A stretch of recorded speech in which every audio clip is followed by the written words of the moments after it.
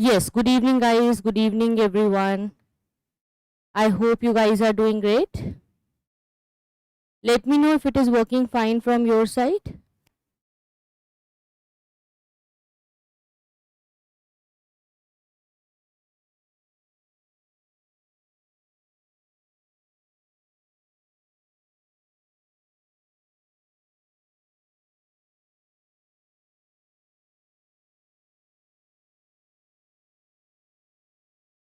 Okay, so guys, this is your lecture number 15 and we are doing Harshvardhan today. As you know, this is your 6th to 12th NCERT series and you'll find this chapter in your NCERT also in 11th class, in 12th class. So there it is written Harsha's Kingdom. Okay, so basically in class 12th NCERT, there are 3 parts in the new NCERT. So you have to see all the parts, but if you don't read NCERT, that's fine. That's only fine if you are watching this series regularly and if you are learning things, whatever is given to you as the study material or as a PDF. I hope you are learning it. When I say learning, I don't say that you just need to read it, revise it again and again. No. Learn means really learning it word to word, line to line. Okay? Yes, good evening, everyone. Now, first of all, you all need to like the session. Okay? And you need to be very interactive in the live class. Fine, because we will be having a very long class today. This is a very important topic and now we are ending the ancient history today, right? Then the medieval history will start. So that's why Harsha Empire is very important for us. Harshvardhan ruled from 606 to 647 AD. Okay, this is the time period which you need to remember. Now, Harshvardhan, he came from the Pushyabhuti dynasty. And this Pushyabhuti dynasty, they were the feudatories under Guptas. Okay. So, I told you the story of feudal lords yesterday. So, here also Pushyabhutis, they were the feudatories of Guptas. They were the feudal lords. They knew the administration. So, you will see the administration of Guptas and administration of Harshvardhan are having many similarities. Okay, even the military style, the diplomacy, the administration, all those things are going to be very similar. Fine, but we will see few differences in case of cultural development and also the kind of architectures which came up here. We had few new travelers also and some transition happening in South India, which was new. So this is the entire Harshvardhan's empire, you can say. Okay, here you can see Vallabhi is also included. After a lot of struggle, Vallabhi got inside the Harsha's empire. You can see Gurjars were still independent in this area. Kashmir was independent. Here the Kamarupa area was also independent. Chalukyas were independent in their own area. In the Deccan states, we have already discussed Chalukya. Pallavas were doing good in the extreme south, and yes, Cholas were also there. So yes, Harshvardhan Empire, this is the very important topic. Try to have some running notes with you and the important keywords which I am highlighting here on the board, you should write that also. Clear? So are you guys ready? Any doubts from the last class?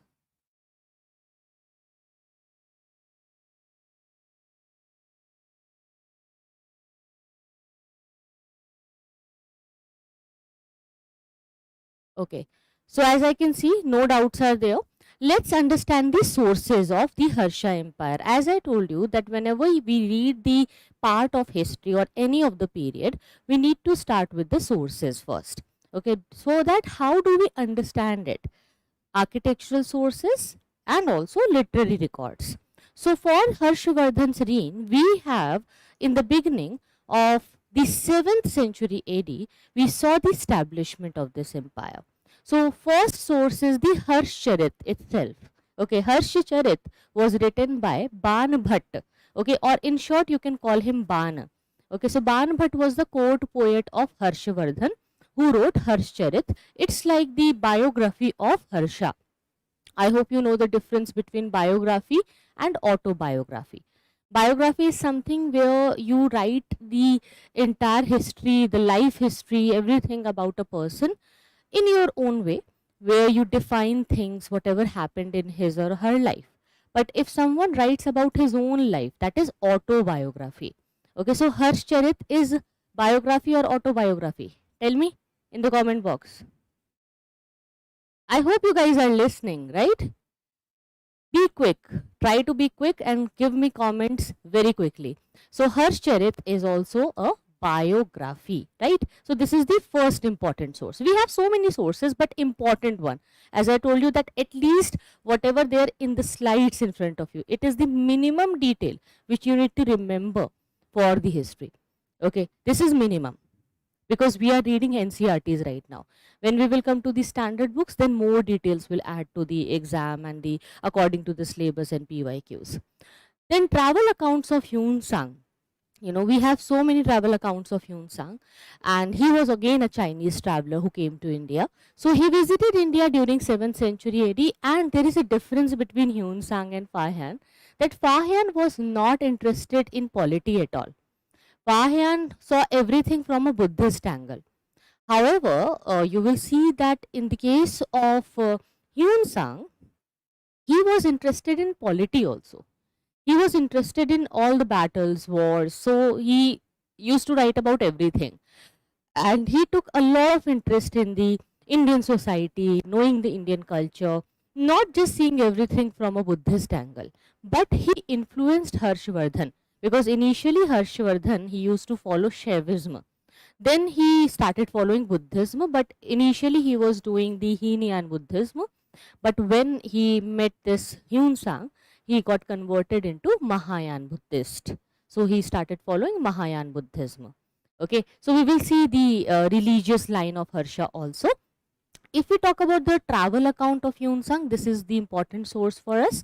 Then the drama. There are dramas written by Harsha. Harsha himself was the author. So he wrote Ratnavali, very important, Nagananda and Priyadarsika. These are the three dramas. They are again very important source. If we will read these sources, we will know the polity, history, cultural details of the Harsha's empire. We have one inscription in Madhuben, the Madhuben plate inscription, which is having a very good detail of Harsha's empire. Then Sonpat inscriptions are also there. They are helpful to know the chronology of Harsha. Then the Bhaskara inscription, they have the signature of Harsha. So that's why they are also very, very important, because they have the signature. So this is important point. Remember this for prelims. Now next point is the early life of Harsha, like how he became the ruler. Okay, so people used to say that Harsha was the king on horse. He always had to go here and there, and he was interested in doing inspections. Have you seen those videos where collector or the DM sometimes enters in a government school, chapa maar dete hain, and they shock everyone. They go for the inspections, they check the notebooks of the kids, they check sometimes in the government hospitals what is going on. Have you seen those kind of videos, the way they walk, the way they deal with the public, and the kind of chaos which happens in these kind of surprise inspections? I remember in my school days also we had inspections. So if you remember, in those days of inspections, we knew that somebody is coming to check whatever is happening in the school. So we used to maintain our diaries, the notebooks, everything used to be very intact, so that even if we are not keeping it very well on day-to-day basis, we used to keep it very good at that point of the day. So Harshvardhan was very famous for doing these surprising inspections. He used to take his horse and go to the villages, towns, and check that if everything is going fine or not. He always had this much of interest. So it shows that he was a very responsible king. Okay, he took this responsibility very nicely. They keep cameramen with them. Are you talking about Harshvardhan? Okay, I understood what you're saying. Fine, whatever. They have to keep the cameras. Basically, it is just to justify all those things and record the proceedings. The camera is not for the YouTube, guys. It is for the inspection and to record the evidences, on the spot. That's why. But sometimes, because of all these social medias and real worlds, we see these kind of videos. So basically, in the early life of Harsha, I told you that these guys, they were coming from a dynasty which was a feudal dynasty, Pushyabhuti dynasty. Okay, so the founder of the family of Harsha was Pushyabhuti. Okay, so Pushyabhutis means the people from Pushyabhuti dynasty. So the first person who established it was Pushyabhuti, and they were all known as Pushyabhutis, but later they started calling themselves Vardhan. Okay, so they took this title of Vardhan. So in this way, Harshvardhan. Fine. So the feudatories of Guptas they were, and they used to do these services under Guptas. Later they started calling themselves Vardhan. Now they assumed independence after the Huna invasion. Do you remember Huna invasion, who came from Central Asia? And they started invading India, due to which the Gupta Empire also fell, and ultimately the disintegration happened, and due to that some of the important feudal lords started taking their independence. They started declaring their independence and they became the ruler now. So now here Vardhans also became the ruler. So Prabhakar Vardhan was the first important ruler, not the first ruler who established. Pushyabhuti established it, but Prabhakar Vardhan was the important ruler. Like Sri Gupta was the founder of Gupta Empire, but the important ruler is Chandragupta, one. Okay, then Samudragupta. So in this way, again you can understand here that Pushyabhuti was the founder of this particular line. Okay, but the important ruler was Prabhakar Vardhan. Prabhakar Vardhan was the first important ruler of this dynasty who started the expansion, and his capital was Thaneshwar. I have already shown you this in the map. Thaneshwar, it is near Delhi, and he assumed the title Maharaj Dhiraj. Do you remember something here? The titles are also very similar to the Guptas. As I told you, they were the feudal lords. They used to work under Guptas. So they copied everything from there. They knew like the titles and the names which Guptas used to take. So they started taking the same. So they also took the same title, Maharaj Dhiraj, which was very popular during the Gupta Empire. I hope you remember that.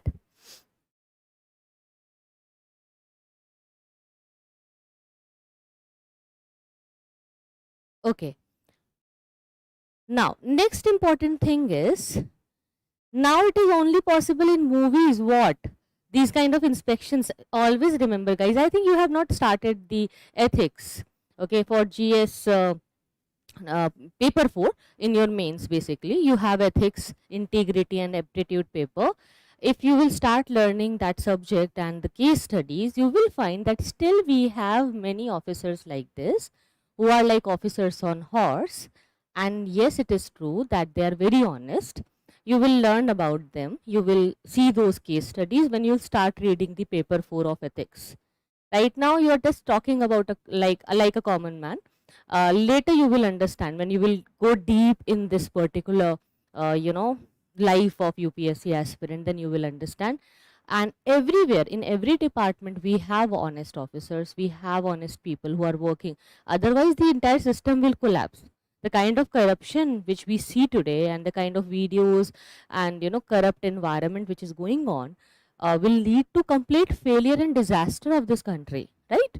It will be disintegrated completely, but everything is working on, it's going on, it's continuous process of evolution.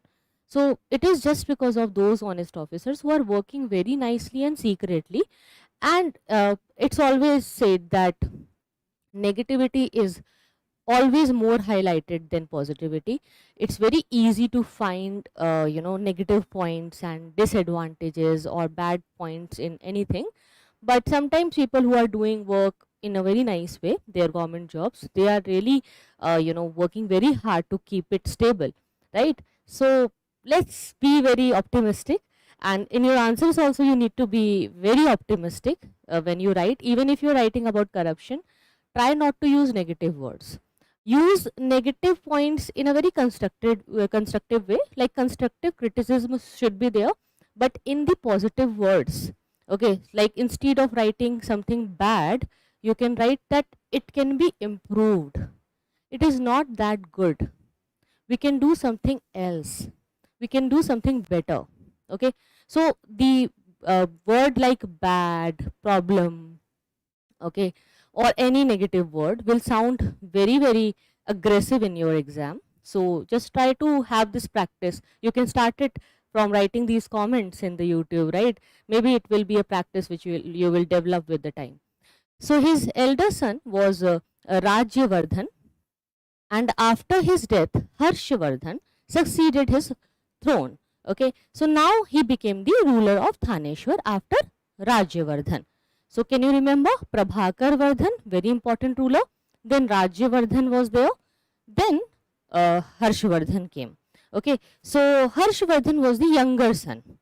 Now Harshvardhan became the ruler. He started expansion of the empire, which is very, very important. Okay, so he started expansion. The first expedition made him the most powerful ruler of North India. He became very important by driving out Sasank from Kannauj and making Kannauj his new capital. Now Kannauj will become very important. From here you will see the seed of tripartite struggle. Do you know tripartite struggle was there in the medieval India? Three empires, they fought to win Kannauj. Can you name those three empires for me in the comments if you remember? Tell me. Otherwise, we are having this topic. Day after tomorrow we'll be doing it, because from tomorrow we are starting medieval history. So we will discuss tripartite struggle also. So basically the first expedition was against Sasank in North India, and then he got Kannauj. And this, after this, Harsha fought against Dhruvasena II of Vallabhi. So he got the entire Gujarat in his control now after defeating Dhruvasena II. Okay. So basically, the most important military campaign, which was against Pulkeshin II, it was to cross Narmada river and get some power in the south also. Okay, so Harshvardhan was trying to do that, but he was not successful. We discussed it yesterday that Pulkeshin II defeated Harshvardhan. Clear? So yes, against Pulkeshin II he was trying, who was the western Chalukya ruler. What was the capital of Chalukyas? I hope you remember, the western Chalukya's capital was Badami or Vatapi. So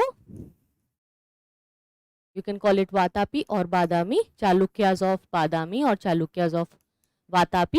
That's why when Narasimhavarman killed Pulkeshin II, he took the title of Vatapi Konda, right? Conqueror of Vatapi. Just small revision, right? It is helpful every time. Now let's come back to the topic. Both the accounts of Hyun Sang and the inscription of Pulkeshin II, if you remember, there is a very important inscription in Aihole.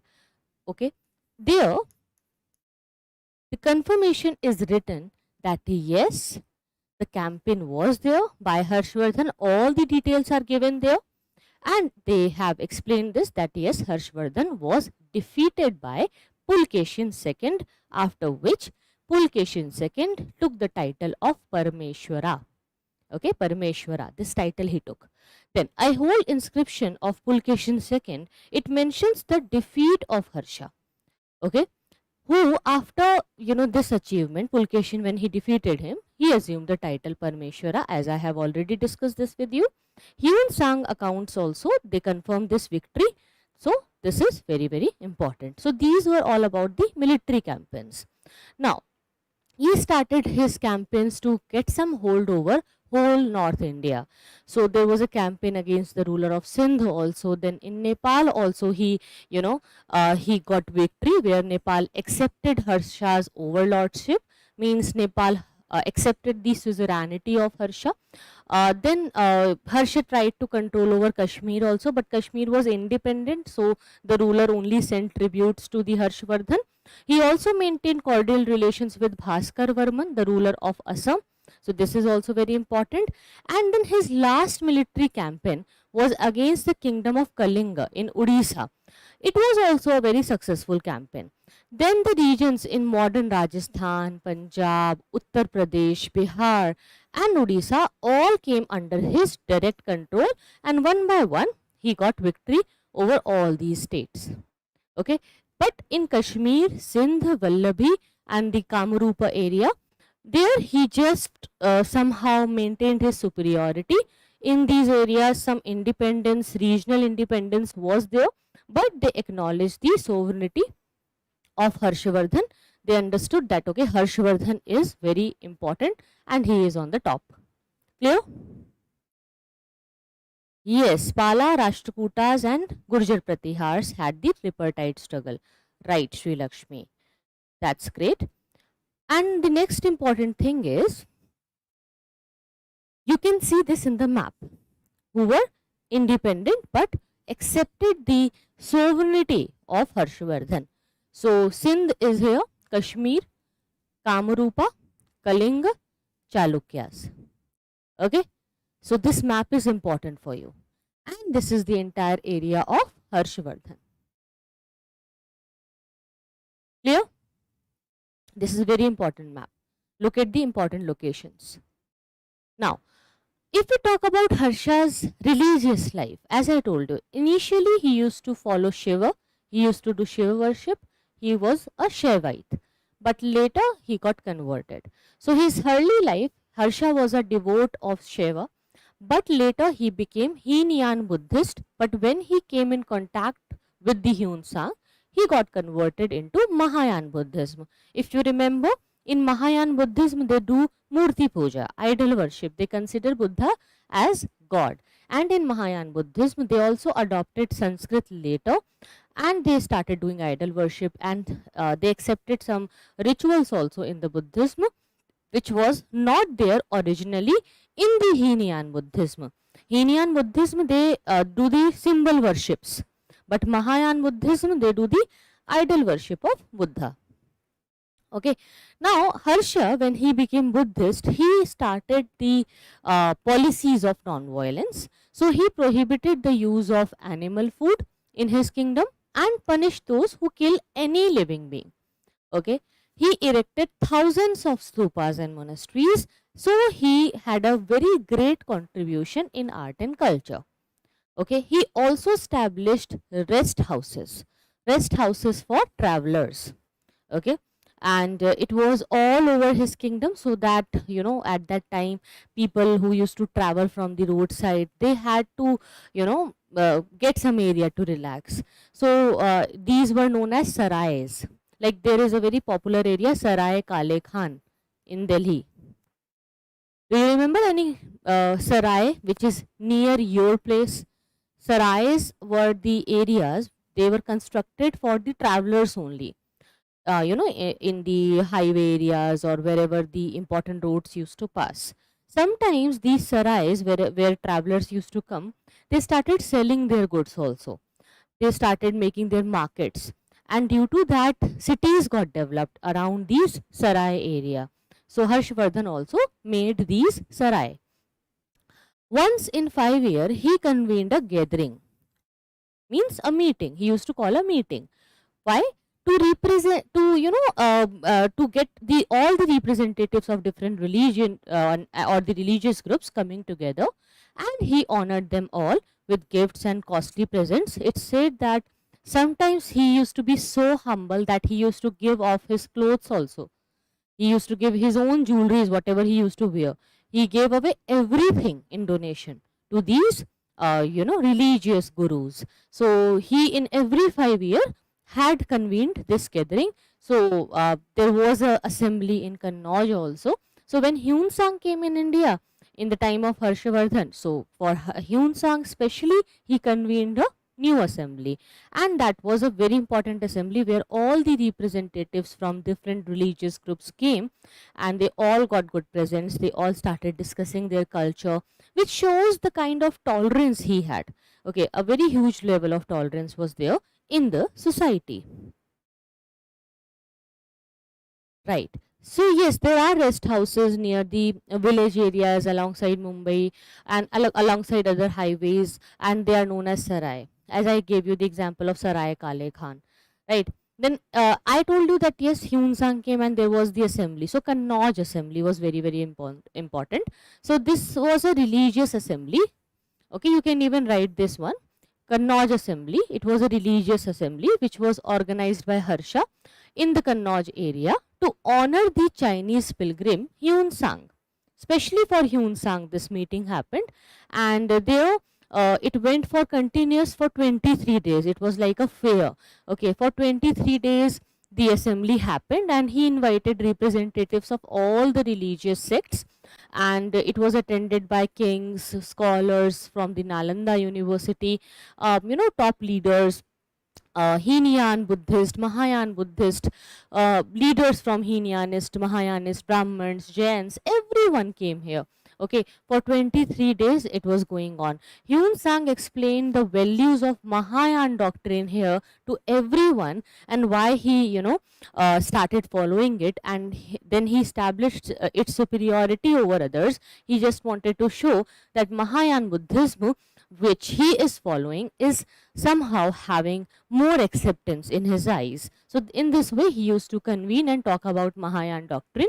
However, violence broke out at the end in that particular Kannauj assembly. There was also an attempt on the life of Harsha, it is said. So these kind of things also used to happen, because that the throne is always very important, and fight for the thrones were very common in the history. Okay, then there was one Allahabad conference also. This is again very, very important. It happened in Allahabad. So Hyun Sang, he mentions about the conference in his account. Okay, the Chinese account which he wrote. So he wrote about Allahabad, which is known as Prayag. So he said that among all the conferences, there was one among the conferences routinely which was convened by Harshvardhan once in 5 years. It was in Allahabad, and Harsha gave away his enormous wealth in this conference, and he gave liberal donation. He gave gifts to the members of the religious sects. He gave away even his clothes at this particular meeting. Sometimes it is said that maybe it is exaggerated, because Hyun Sang was very much influenced and impressed by Harshvardhan. So he exaggerated a lot about Harsha. But it is good that at least he wrote truth about the Pulkeshin second victory over Harshvardhan, because sometimes in exaggerations these writers and poets, they used to write wrong details also. Like in case of Prithviraj Chauhan, that poem Mat Chuko Chauhan is just a poem. Historically it is not correct. Okay, but people they consider that it is a true event, and they think that yes, it happened really, but no, it never happened like that. So sometimes these exaggerations, they become literary records, and they are taken very seriously by historians and common public, which is wrong. So we need to understand that exaggeration is not really always true, and we need to just make a balance between the compliments and the realities. Fine. So now let's come to the Harsha's administration. So Harshvardhan, he took a lot of things from Guptas. He started following those things which Guptas used to do. So the top one is always king, of course. So Harshvardhan was the king. He ran his administration, and he was very punctual. As I told you, he was like king on horse always. Okay, in all his duties, during discharge of all his duties, he was very, very honest. Okay, and very strict also. He made frequent visits for the inspections throughout his dominion. He levied taxes also, but it was light, and forced labor was also very, very rare. As I told you that he followed Buddhism, so he was very non-violent, calm and peaceful person. I told you one more point which you can remember everywhere. 1/6 of the produce was collected as land tax. It was here also 1/6 of the produce. Just remember, 1/6 of the produce will be taken as the land tax. It is common in many of the kingdoms and empires. Okay, even in the medieval India also, it is going to be very common. Now, cruel punishments of Mauryan period continued, but at a very rare level. Okay, it was there, but very rare. So in the times of Harsha, it was continued. Harsha's army consisted of traditional 4th division, which everyone had. Foot horses, foot army like infantry, then horses means cavalry, chariot, rath, and elephants, of course. Okay, so yes, traditional 4th division was there. Basically, Hyun Sang, when he met Harsha, he said and he requested Harshvardhan not to continue these cruel punishment, like, taking away the eyes, chipping off the fingers, or, torturing the criminals. So he asked Harshvardhan to, get off all these kind of activities. Ultimately, Harsha accepted it and he started, lowering the standard of punishments later. The number of cavalry and the elephants was much more than that of the Mauryan army. This is a point which is important for prelims. This is a catch where they can ask you in the exam that who had better army, Harshvardhan or Mauryans? And most probably, students who are not reading book very nicely, they will tick mark the Mauryan army. Why? Because we know Chandragupta Maurya, Ashoka, it is so exaggerated in the history that we don't compare things. Always we think like Ashoka was great, he had such a big army. Chandragupta Maurya, Mauryan empire was so big, it had great army. If you remember, they had 6 divisions in the army, they had different wings of army. So we have discussed a lot about Mauryas, but still just remember a point that Harshvardhan had more elephants and horses than the Mauryan army. This is a point, this is a catch which can really give you extra marks in the exams. Clear? Now come to the salient feature of Harsha's administration, something unique, the maintenance of public record. It was very important, and you can see it was happening for the very first time in India, because you must be thinking that I always complain about the Indian historiography that we don't have chronology, we don't have a sequence, we don't have writers, authors and rulers who wrote about their life, their history, their past life, their past rulers, or the past dynasties over which they got the victory. They never used to maintain records, they never had any archives, right? Due to which we have so much of confusion today. But Harshvardhan, first of all, we have Harshcharita, which is the entire biography, so which will tell us about the entire life and administration. So that's the best record. We have the travel account also of Hyun Sang. Okay, that's also fine. But the best part of his administration, the unique feature which we will see during the time of East India Company, is keeping the public records. Very important. This maintenance made him very unique. For the very first time in the ancient history, we see a good maintenance of public record where everything was written, preserved, documented, nicely kept in a good chronological order. That's why after Harshvardhan you will see that we have a good sequence of history. We don't have confusions. Only few confusions are there, like Alauddin Khilji, how he was killed. Somebody says that he was poisoned. Somebody, there are a few historians, they say that he became mad after that Jauhar. That's why after that Jauhar scene he became impatient and mentally unfit. So there are many stories like this, but we don't need to go into those parivarik kalesh and household debates. That's not important for us, right? But at least we have a good sequence. Like, okay, now we will be knowing that which dynasty is coming, who will be the ruler, how it will decline, how it will end, how it will start. That knowledge is going to be there, which is a good part about medieval India, right? So it started with Harshvardhan, you can say. The archives of Harsha period, they were known as Nilo Pitu. This is important for prelims. Remember this. Please write it down in your notes. It's better to write it, because when you write something, you remember it more.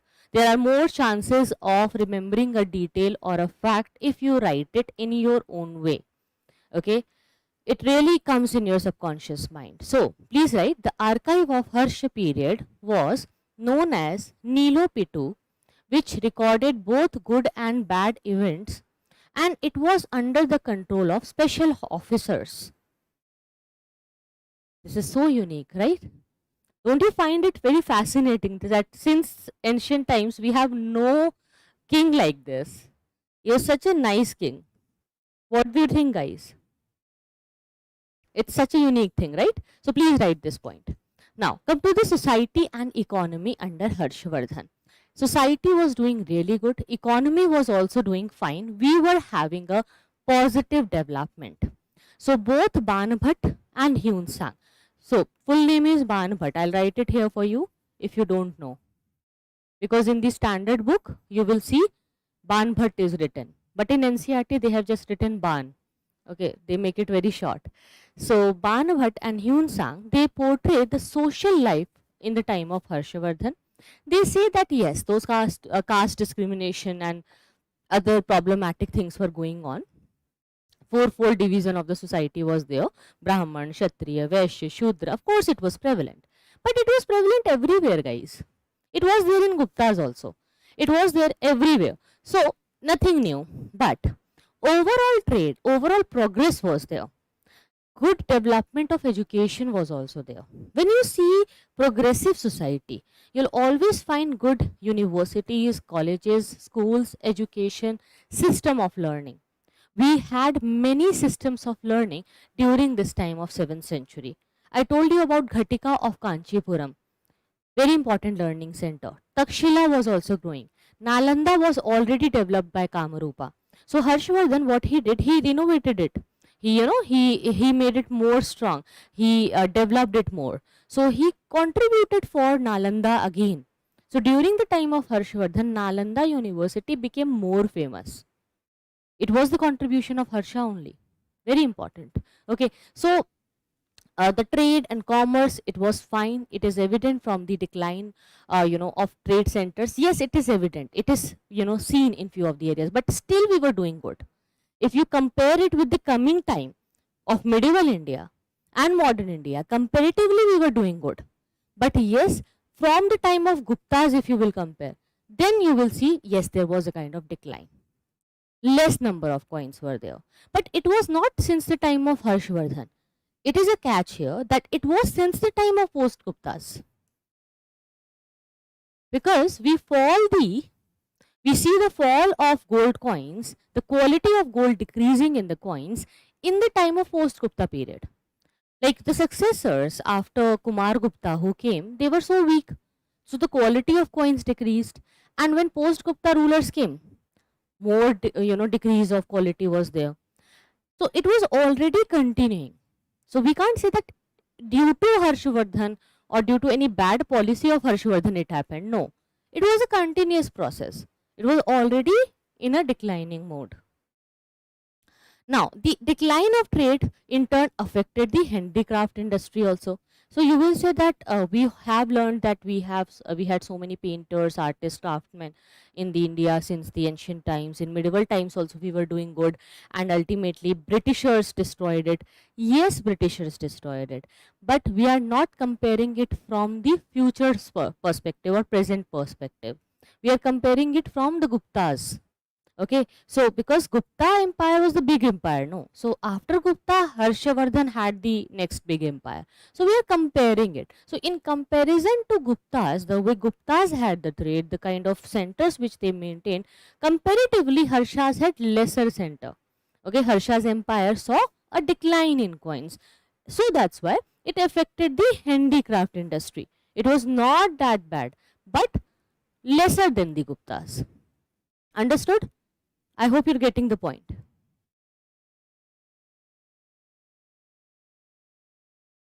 Fine.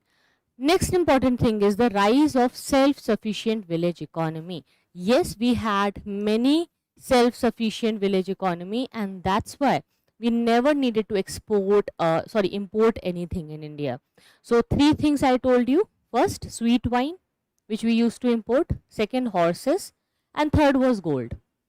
Otherwise, we had everything. Even we had gold in India, but just for luxury, just for some new ideas and a new design, we used to buy it.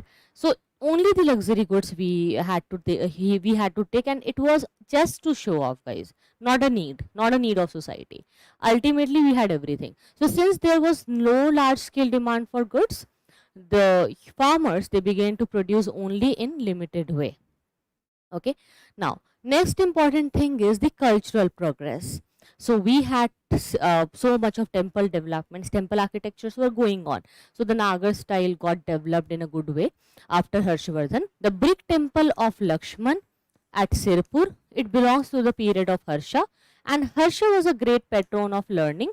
Ban Bhatt, he is biographer. He was there in the royal court, who wrote Harshcharita and Kadambari.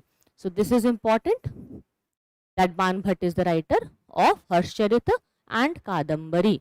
Other literary figures are also there who were there in the court of Harsha, like Madank Divakara, Matang Divakara, and famous Bhartihari, who was a poet, okay, and a philosopher, grammarian, like all-rounder. So just remember these two names, Bhartihari and Matang Divakara. You can write these two names if you want, like as a flow chart you can make cultural progress, and under it you can write the names Matang Divakara and Bhartrihari. Harsha himself authored plays, I told you, Ratnavali, Priyadarsika and Nagananda. These three plays are important. And he patronized Nalanda University. So Nalanda University got international reputation, became more important center of learning during his period. Hyun Sang, who visited Nalanda University, he remained there as a student for some time and also gave a valuable account of Nalanda University, that how it was a kind of hostel where students used to come and live there, study there. So Nalanda University, if you understand it deeply, Nalanda means giver of knowledge. Okay, so Nalanda means giver of knowledge. It was founded by Kumar Gupta I during the Gupta period, but it became more developed due to the contribution of Harsha. It was an institution of advanced learning and research, and it was patronized by his successor and later by Harsha, and later after Harshvardhan there will be invasions and attacks on the Nalanda University, due to which we will lose many of the important records and the books because they were burnt. The entire university was burnt. I'll tell you why. I'll tell you about that in the medieval India, about the Islamic invasions, but as of now just understand that this is Nalanda University here, and the professors of the university, they were called Pandits. Okay, so Pandits were there, and some important professors like Deen Ganga, Dharmapal, Sthiramati, Silabhadra, these professors were there. Okay, so you can write the names. Professors of university were Dingnaga, Dharmapal, Sthiramati and Silabhadra. It's important, they may ask you in prelims, they may write these words and can ask you that what do you mean by these four words. Who were they? They were professors, writers, authors, poets, dancers, who? So there you will choose that they were Pandits of Nalanda University. And when we talk about Dharmapal, I told you Ghatika at Kanchipuram, it was a center in South India, kind of university only, Ghatika. So in Ghatika, from Ghatika only, Dharmapal came. Dharmapal was a native of Kanchipuram, and here when he came in Nalanda University, he became the head of Nalanda University.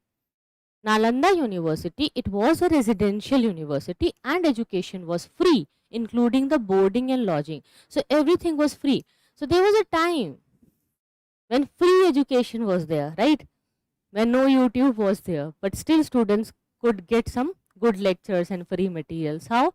By these Nalanda universities. But still it was possible. See, teachers and pandits, these professors, they could not do this for free. Why? Because they also had to eat and run a life. Because as human beings, they were also having some needs. Fine. But it was fulfilled. Why? Because at that time, the kings, they gave patronage. Because, you know, kings also used to send their sons and their kids to the universities to learn new things and to study more. And they used to patronize the universities. So from that patronage, a lot of grants used to come. Also, they had some land grants under their control, due to which they never had to take fees from the student, right? But today, the universities, colleges, institutions, they take fees. It's not wrong. Don't take it in a bad way. Why? Because now they are not getting patronage from any king.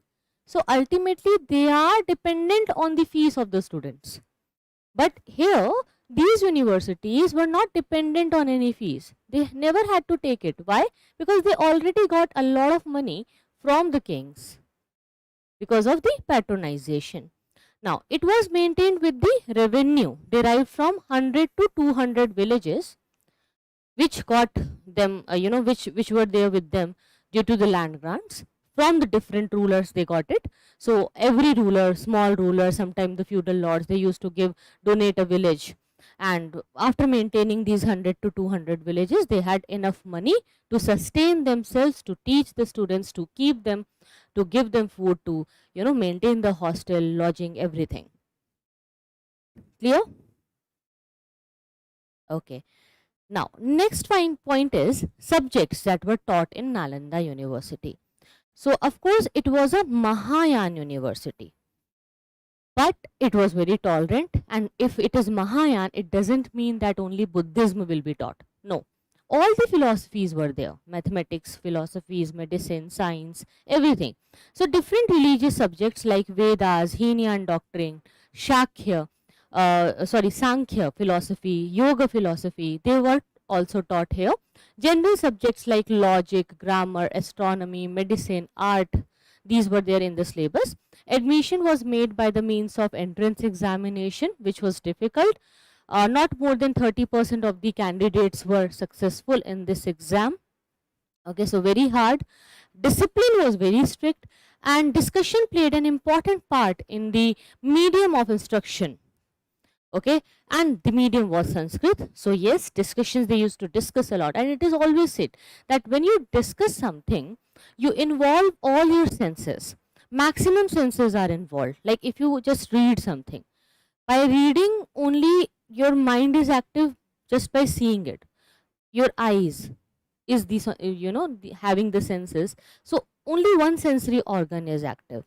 But when you listen to something, like when you are watching this video, you are listening also, you are looking to the pictures also, you have a pictographic mindset also, so you have those expressions and details in your mind, so more senses are working now.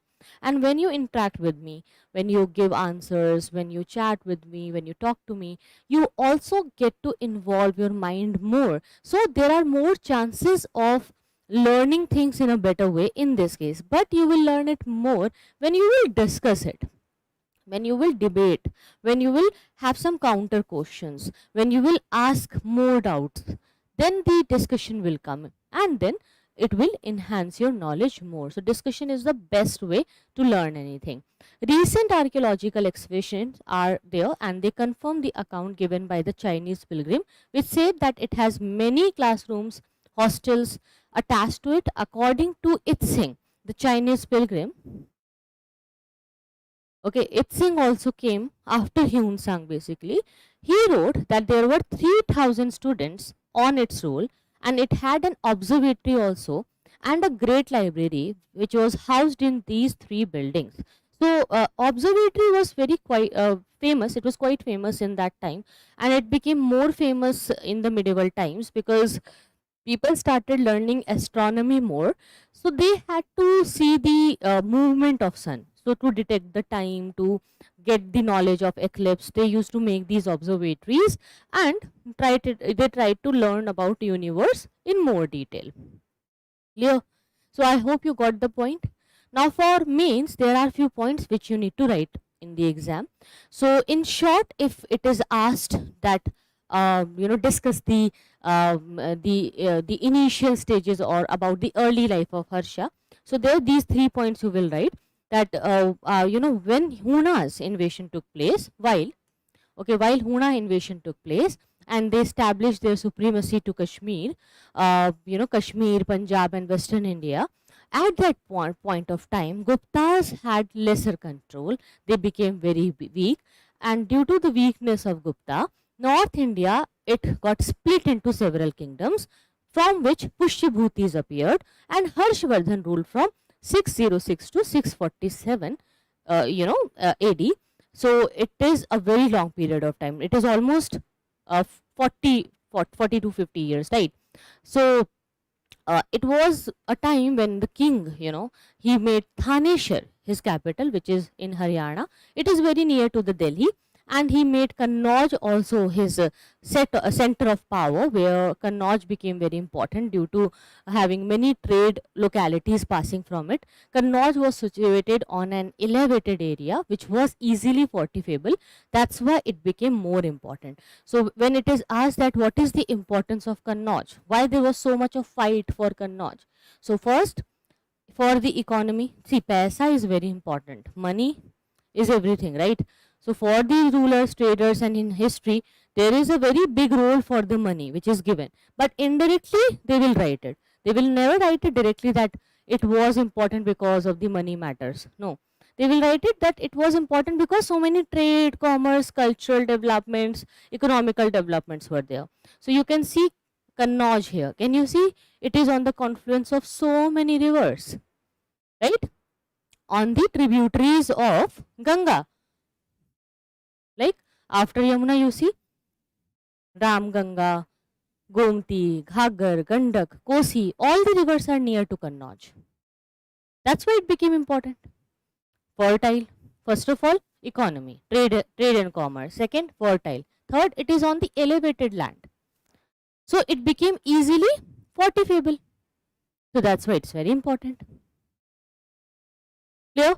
Now, next important thing is that it was located right in the middle of Doab. It was well fortified in 7th century. And then we see that how we get to see the idea of Harshvardhan. I told you this is for mains, that for in mains they may ask you that from where do we get the idea of Harsharin. So for that you can write this answer. I have already discussed that Banabhat wrote Harshcharita, Chinese pilgrim Hyun Sang also came, and then when he came in 7th century he stayed here for 15 years and he wrote a lot about Harshvardhan, and his inscriptions are also there. Which tell us about the taxes and the types of officials which Harsha had during his empire. Then he had a lot of opposition also. Like in eastern India, he faced opposition from Shaivite king Shashank of Gauda. So do you think Shashank will be defeated by Harshvardhan? Yes or no? I have told you this in the starting of the lecture. So I expect a right answer from you. Shashank will be defeated by Harshvardhan or not? Let me have some water. Meanwhile, you tell me the right answer.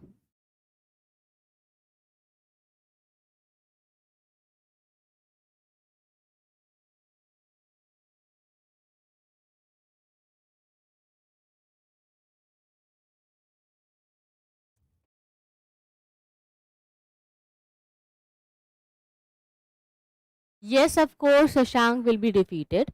Harshvardhan defeated Shashank. How can you forget it? I told you that how he got Kannauj, how Harshvardhan got Kannauj. Don't you remember? How Harshvardhan got Kannauj? Tell me.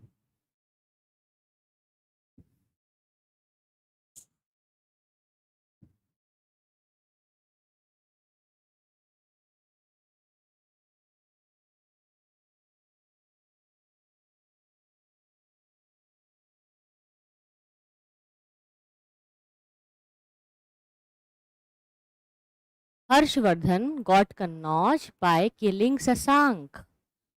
Okay. So he defeated Shashank. Harshvardhan was the winner. Very important point. Remember this, okay? This is very, very important. So in this way, we understood about Harsha, his expansion and the things. Now, Harshavardhan, after winning everything in North India, when he became a big ruler, and when he was confident that now I have everything and I can be, a good ruler now. So he decided to expand more. Then he, started his southward march. I have already discussed this with you. You can just read these slides. I'm explaining it to you in my own words also. But we have discussed it a lot of times. That's why I don't want to put more energy to it. Just finish it up quickly now. So Harshvardhan, he started his southward march. Okay, he wanted to cross the Narmada river, but he was stopped by Pulkeshin II. And at that time, Pulkeshin II had a very great control over the part of modern Karnataka, Maharashtra, and his capital was in Vatapi or Badami, which is the modern Bijapur district of Karnataka. There, Pulkeshin II defeated him.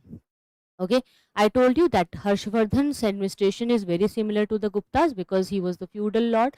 Means not he himself, but Pushyabhutis basically had the feudalism. They, they served as the feudal lords under Guptas. That's why. But the administration, became more feudal and more decentralized under Harshvardhan. So this is a catch which you can write, which makes Harshvardhan's administration quite different from the Guptas. Okay, so please write this point. Harshvardhan's administration was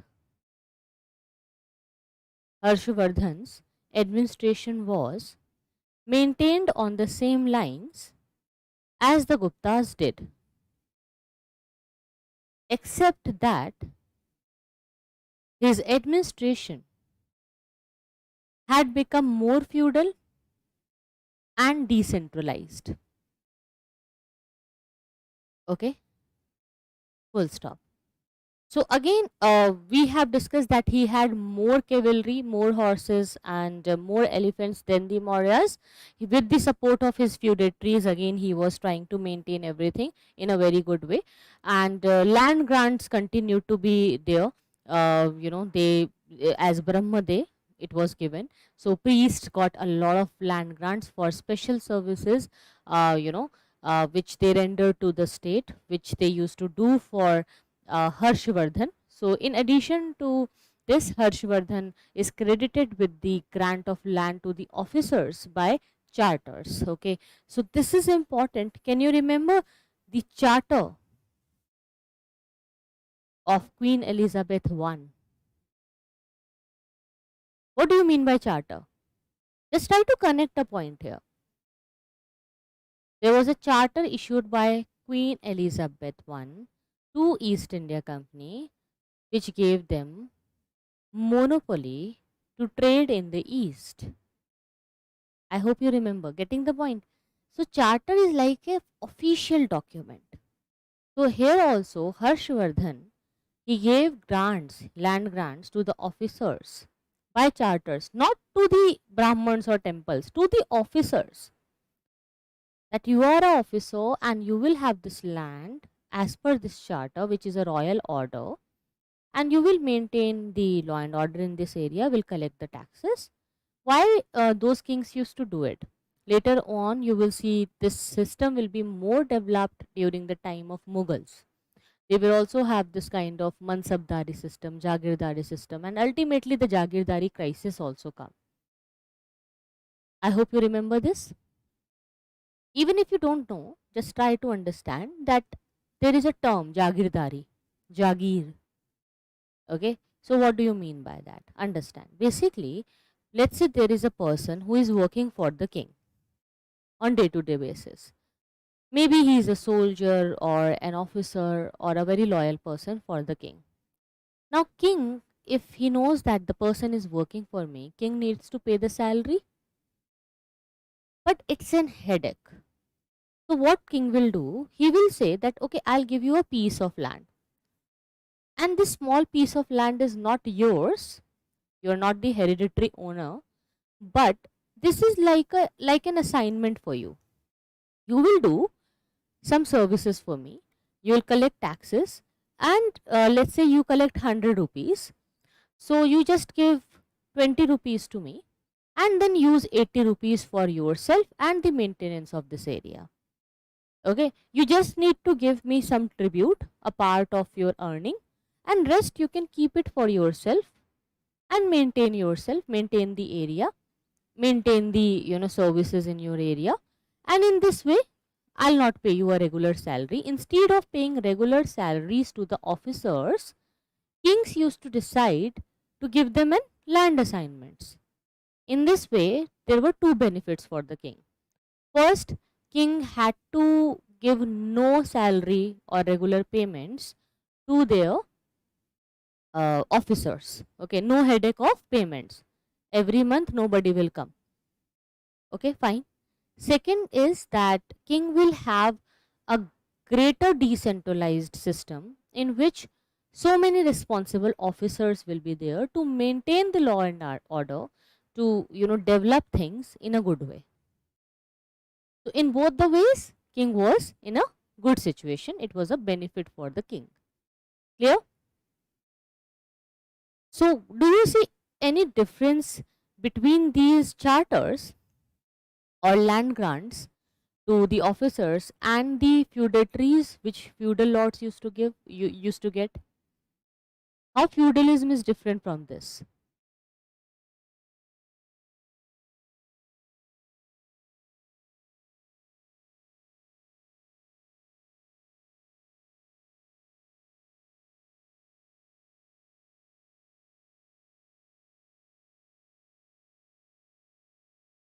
Yes, Pulkeshin second defeated Harshvardhan, you are right.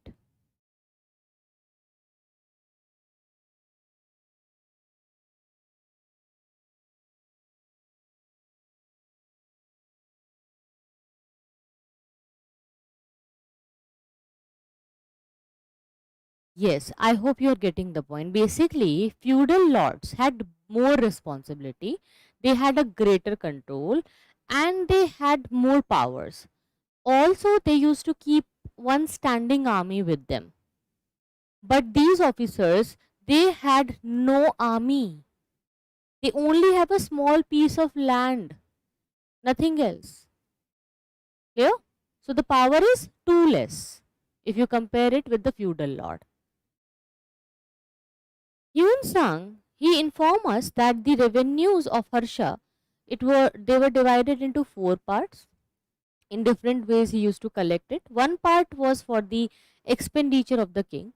So he used to divide his revenue in four parts.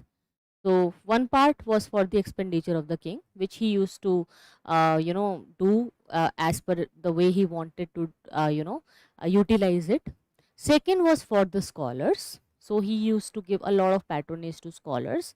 Third was for the endowments of officers and public servants. Okay, so that regular payment is made. And fourth was for the religious purposes. So he had kept money for everything. This is a very good management, which you can say. He also tells us that the ministers and high officers of the state, they were endowed with land, and law and order was not well maintained at that time. But somewhere it is written that it was maintained. So I told you what is getting compared here. When they say it was declining, was not that maintained, they are comparing it with the Gupta Empire. Sometimes historians, they are comparing it with the Gupta Empire. So in comparison, of course, it was not that good, but overall it was very good. Fine. Hyun Sang's accounts are there, who was a Chinese pilgrim. Basically, he left China in AD 629, traveled all the way to India, and then returned China again in AD 645.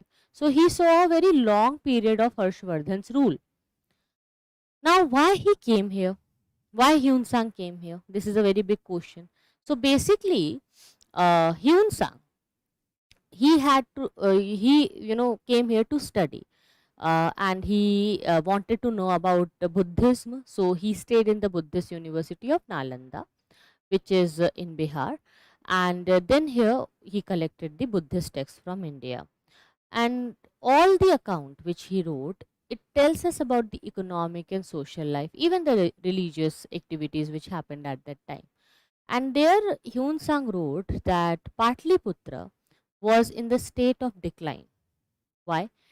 He was saying that somehow there was a kind of a problem coming in this area, and Vaishali, on the other hand, Prayag, Kannauj, in the Doab area became more important.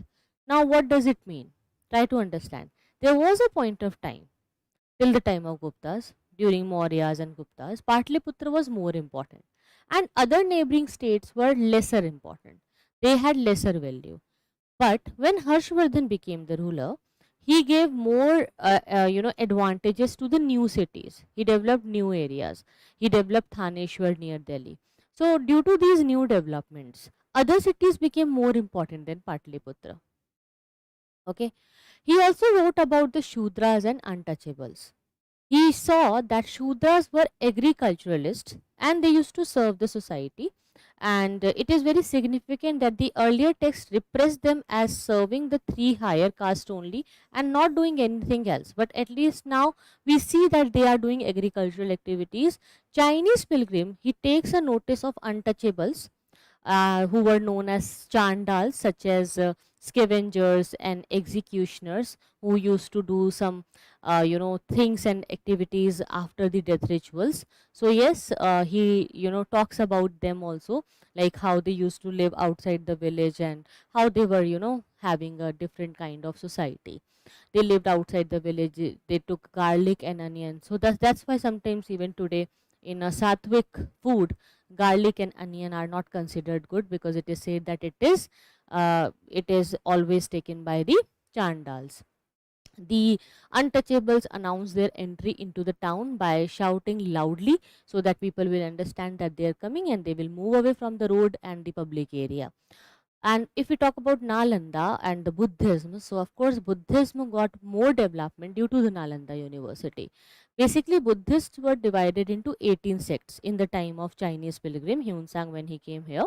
So he saw that so many sects in Buddhism came, and the most famous center was Nalanda, because it maintained a good university which was meant for the Buddhist monks and other students also. So it is said that it have had as many as 10,000 students, and they were all monks, mostly students who even if they were not monks completely, they still started following that kind of a chaste life, and they were taught Buddhist philosophy, the Mahayana school. And in AD 670, one more Chinese pilgrim came, who was Eat Singh.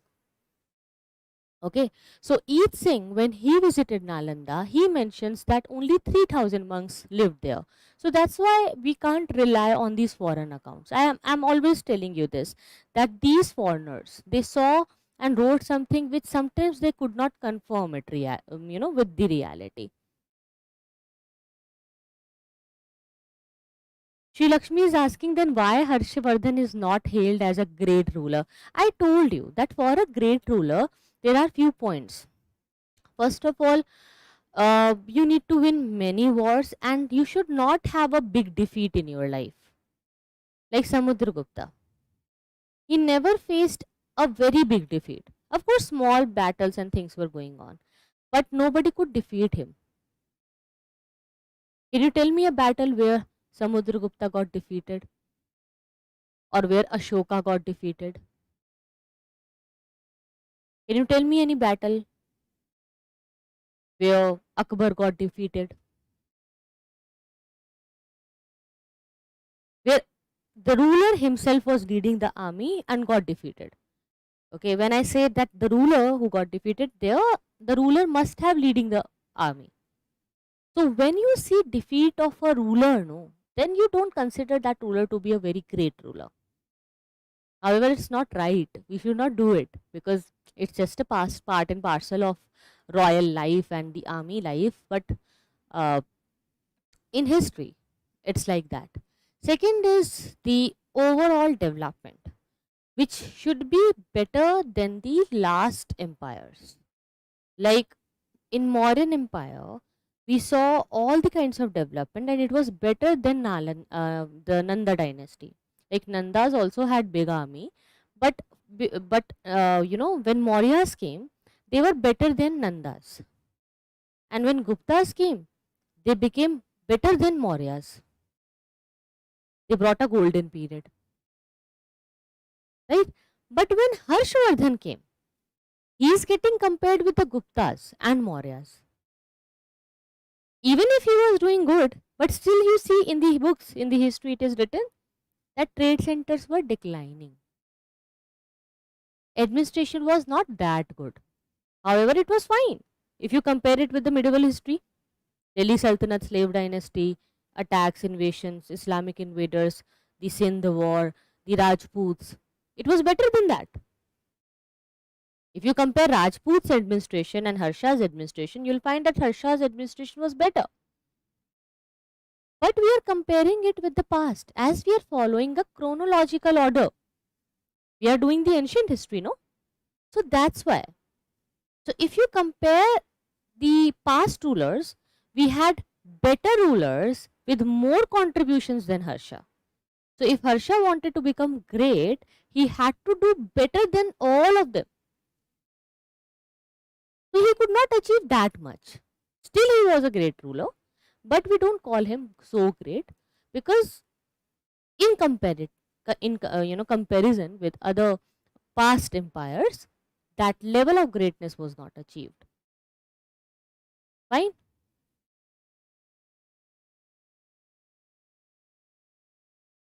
See, his administration is not exceptional. When you're writing exceptional, this is again a point. See, these words are very important, like how you use it, because it's not just a small portion of your vocabulary. Just try to understand. He had some silent feature, okay, some salient features. Basically, he had few unique features, like he maintained the public records, right? He had more horses and elephants in the army. He used to, take care of the inspections. So this is unique, new, better. But this is not enough. It's like, let's say that you don't follow a very healthy life. Now you started doing yoga and now you do exercise regularly.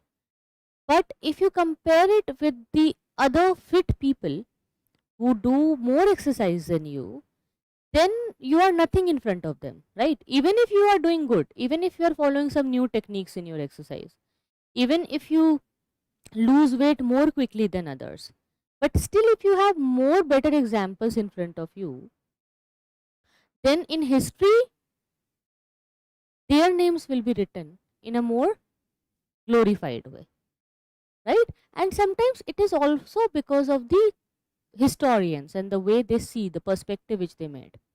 Clear?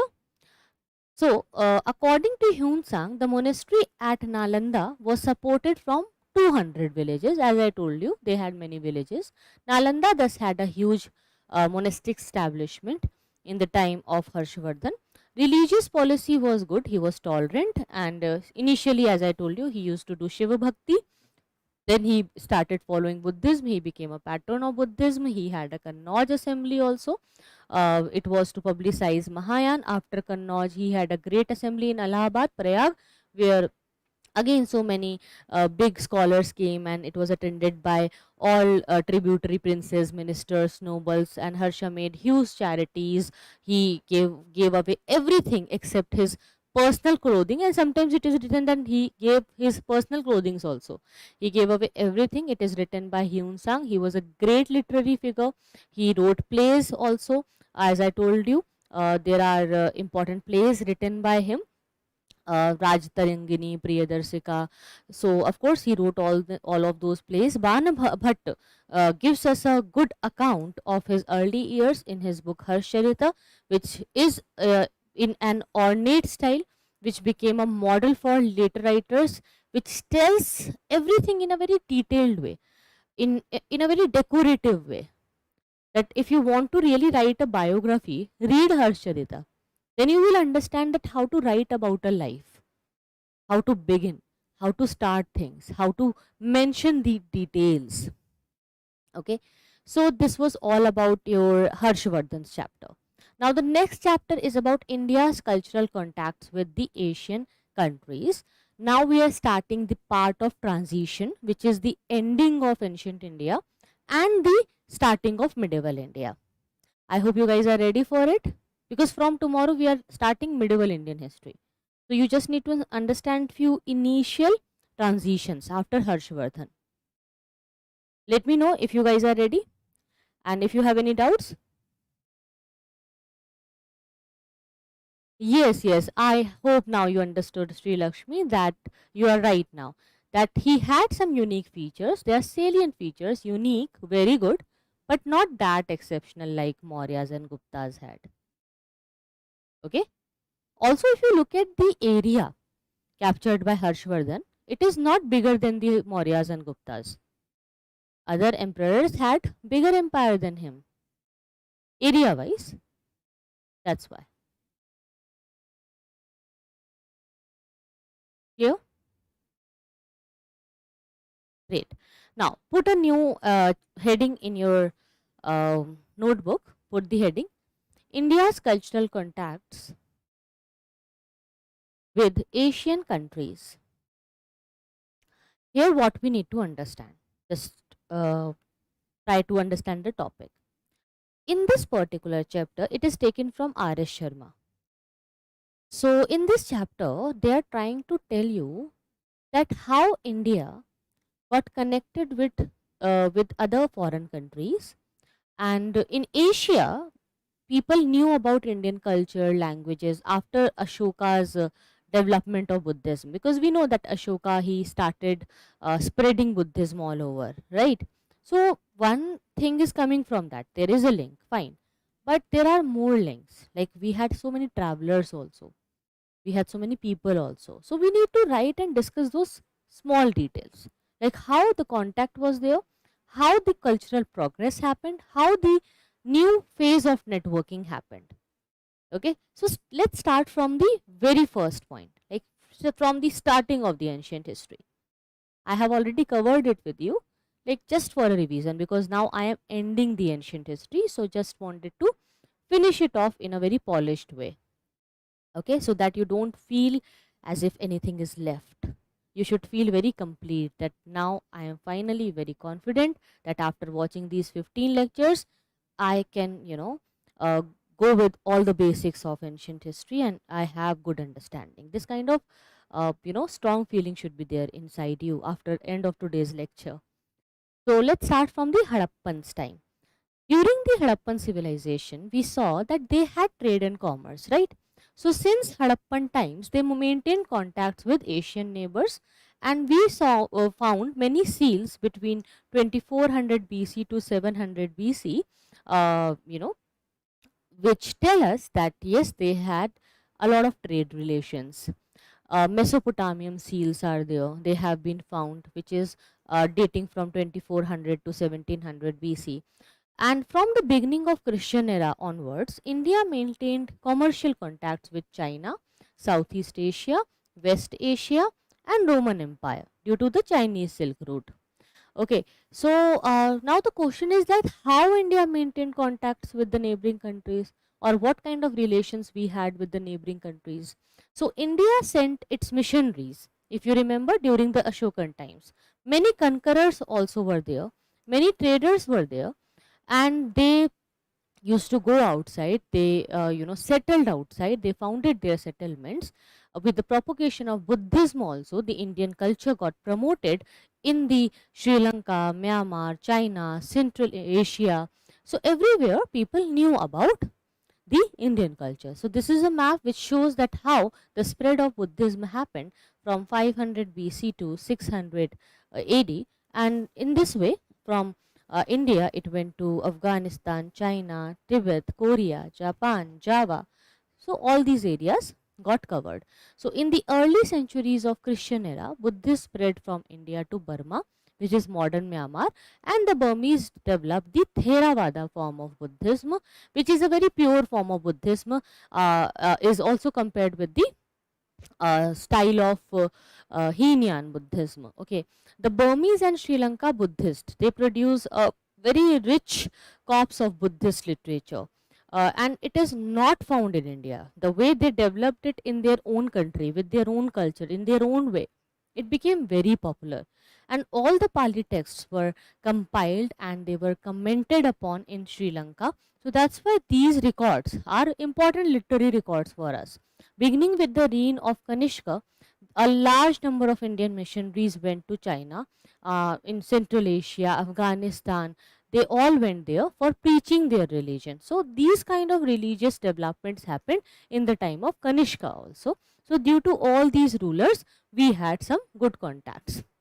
From China, Buddhism spread to Korea and Japan, and pilgrims are very important. Several Chinese pilgrims such as Fa Hian, Hyun Sang, Yi Sing, they came here in India in search of Buddhist texts. They stayed here, they translated the works, they studied about it, and they took the things from India to abroad.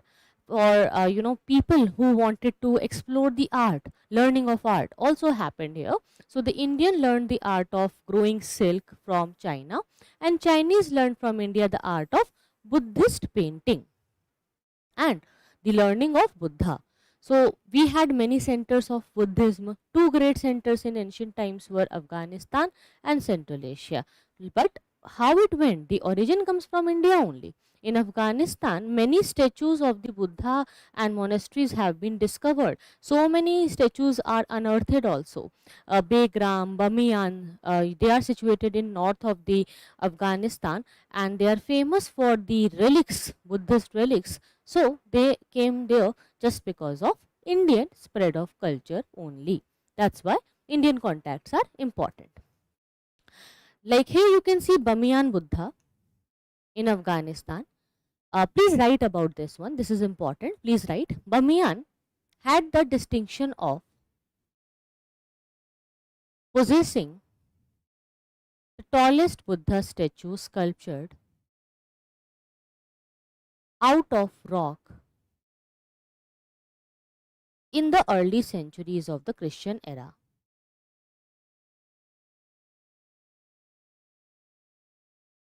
It has thousands of natural and artificial caves in which the monks lived.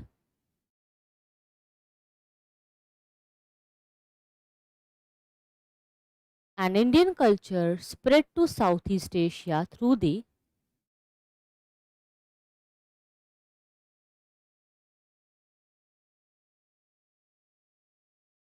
Brahminian cults only. There is a correction in the slide. This is not Brahminical. This is Brahminian only. Brahminian cult. Okay, make a correction here. Brahminian cult. Okay. Then in Burma also the spread happened through the medium of Buddhism. The name Swarna Bhumi, it was given to Pegu. So how the name came? Swarna Bhemu, it was given to Pegu, Mulemi in Burma, and the merchants from Baroj, Banaras, Bhagalpur, they traded with Burma. So they gave the name Swarna Bhumi to Pegu and Malme, which is in Burma. So it shows that we had a very great relation with Burma also. We have many Buddhist remains of Gupta times also which are found in Burma. So they are important. Then in Java also, in Java in Indonesia, we had trading relations. Indonesia was always famous for spices. So from the 1st century AD, it was called Swarnadweep, or the island of gold, by the ancient Indians. So if it is ever asked that what was Swarnadeep, so remember that Swarnadeep is Indonesia. Okay, then in Sumatra also in early centuries, in early centuries of Christian era, the Pallavas founded their colonies. After Pallavas, Cholas penetrated in these areas, because Chola replaced Pallavas in 9th century AD. So then Cholas became important in this place. So Pallavas founded their colonies here, which continued after afterwards for many years. Indian settlements in Java and Sumatra happened. Eventually these kingdoms became more important. They flourished more, they flowered more, and Sri Vijaya was a ruler during the time of Sri Vijaya, during the kingdom of Sri Vijaya. It got more development. Okay, so we will talk about Sri Vijaya also when we will discuss the imperial Cholas, because all those contemporary neighboring rulers needs to be covered with the imperial Cholas. So Sri Vijaya, he continued to be an important ruler from 5th to 10th century AD. So he was the one during which time the Indian culture really flowered in the kingdom. In Indochina, which is the present divided into Vietnam, Cambodia, Laos, the Indians set up two powerful kingdoms known as Kamboj and Champa. Please write Kamboj, K-A-M-B-O-J-A, Kamboj and Champa. I'll repeat the point. Please write. In Indochina, which is at present divided into Vietnam, Cambodia, and Laos, comma, the Indians set up two powerful kingdoms in Cambodia, Kamboja, Cambodia, and Champa, and Champa. Fine. Here you can see a very famous ancient Hindu temple. Okay, so if we talk about the kingdom of Cambodia, it is identical with the modern Cambodia. It was founded in 6th century AD, and there the rulers, they were the devotees of Shiva. So many Shiva temples are there. The Cambodia became the center of Sanskrit learning, and the king of Champa was also a Shiva, devotee. So the official language of Champa was Sanskrit, and this country was considered to be a great center of education in the Vedas and Dharma Shastra. The greatest Buddhist temple is found in Borobudur in Indonesia. Okay, so just this point is important for you for mains. Just write it down. Please write. The kings of the kingdom of Cambodia and Champa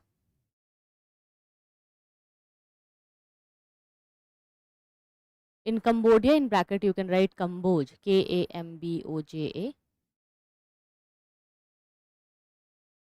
They were the devotees of Shiva, comma, and the official language of Champa was Sanskrit.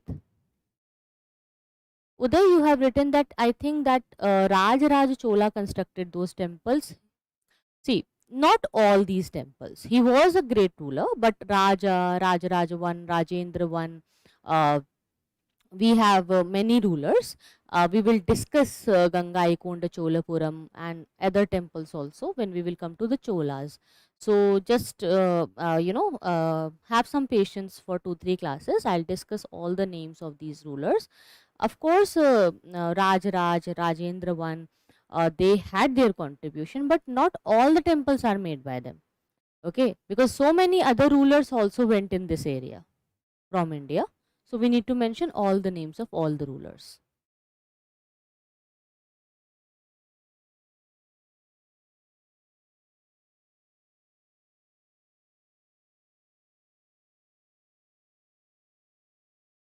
Yes, I'll repeat the point. The kings of the kingdom of Cambodia and Champa were the devotees of Shiva, and the official language of Champa was Sanskrit. You can see it is written here in the slide. I'm just reading it for you. Was Sanskrit, and this country was considered to be a great center of education in the Vedas and Dharma Shastra.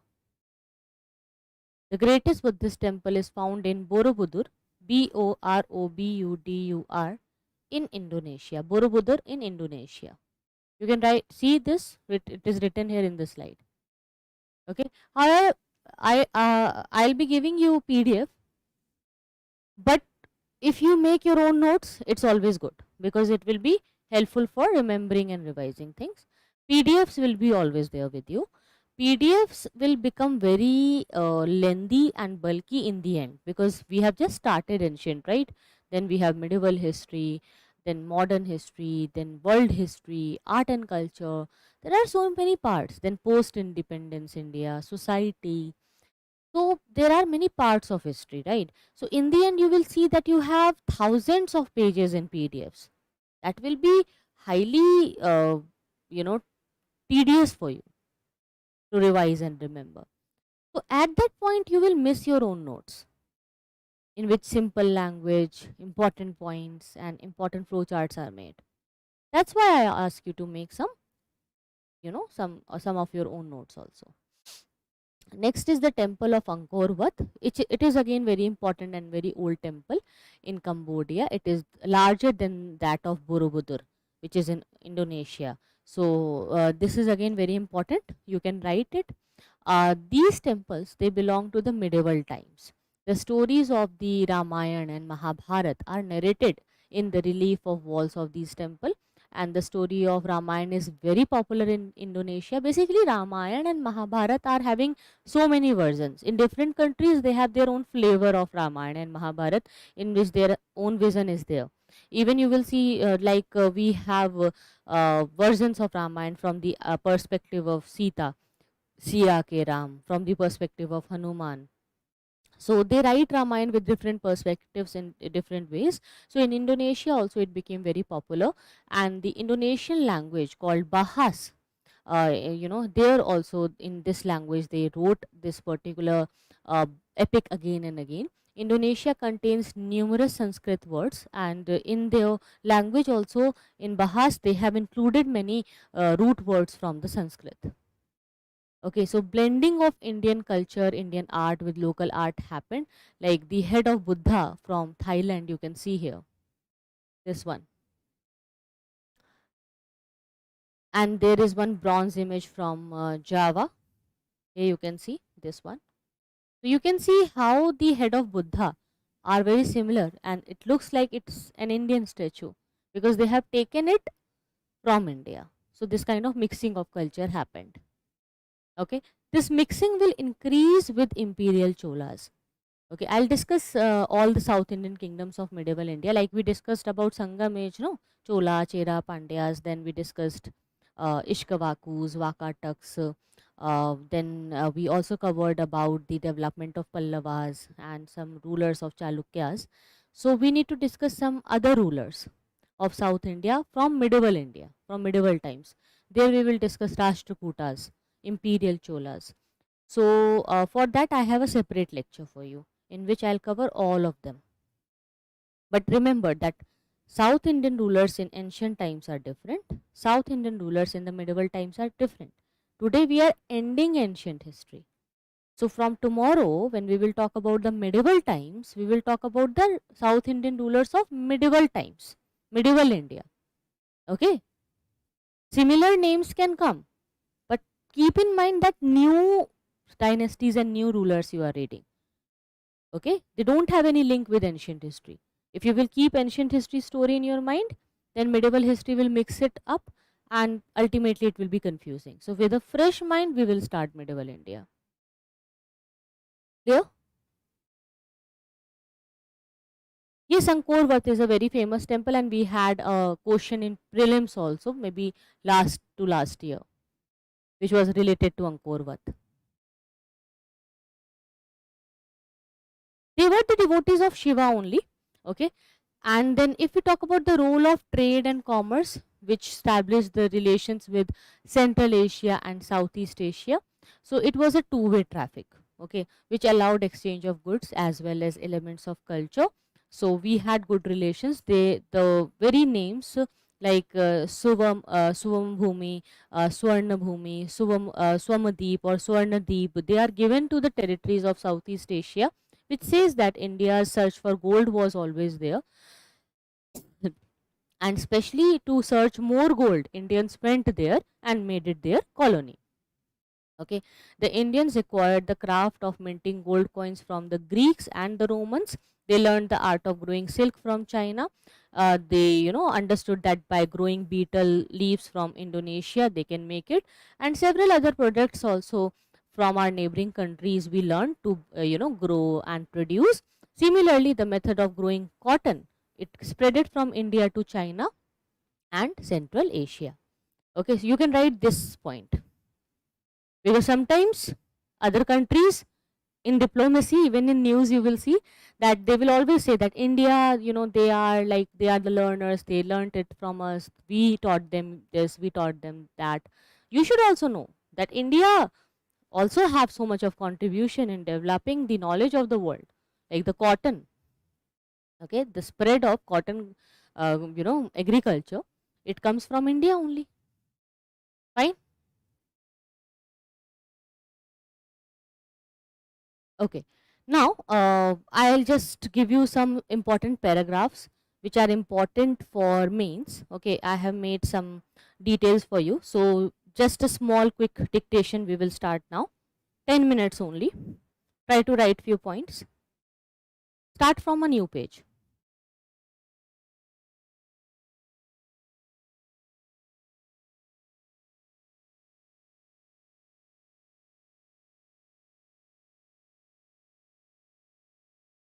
Actually, we have covered many of these points, but a right sequence in a right language will help you maintaining a good record in your lecture.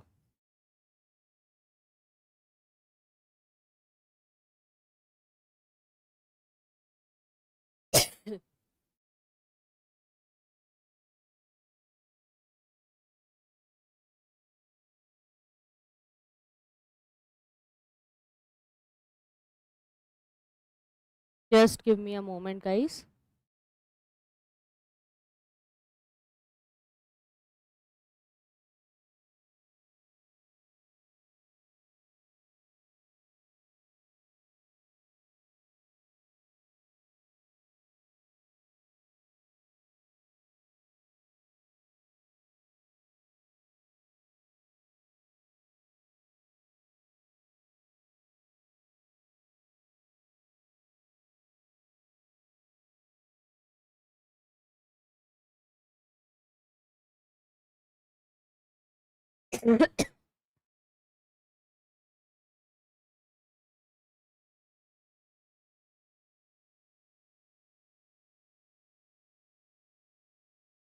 Okay, now I'm starting it. Whitesman burden is a different concept.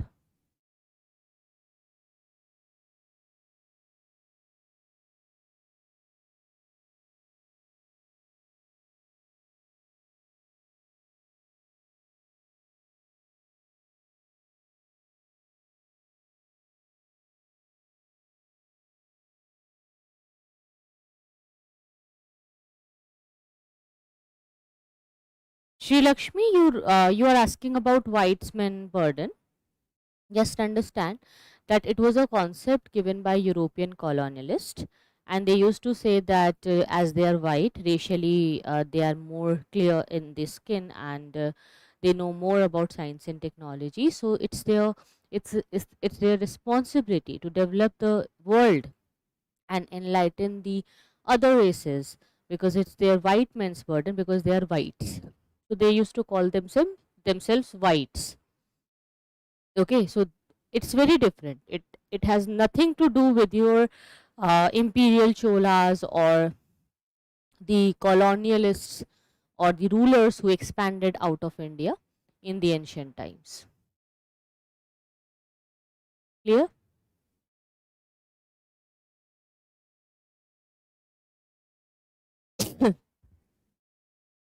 Now, please write, put the subheading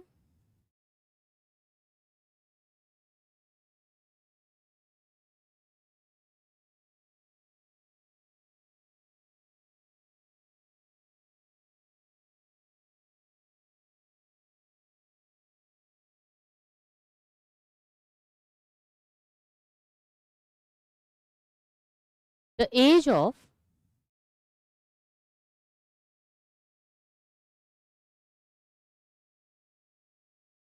regional, the age of regional configuration, CONFIGU,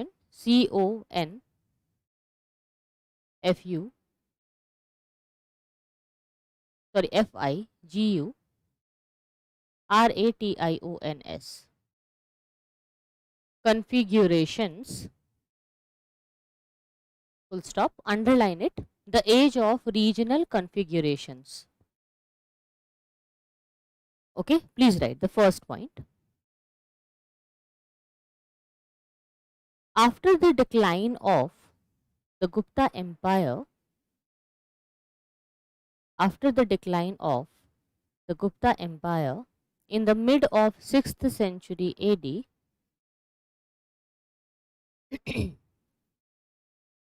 comma, North India,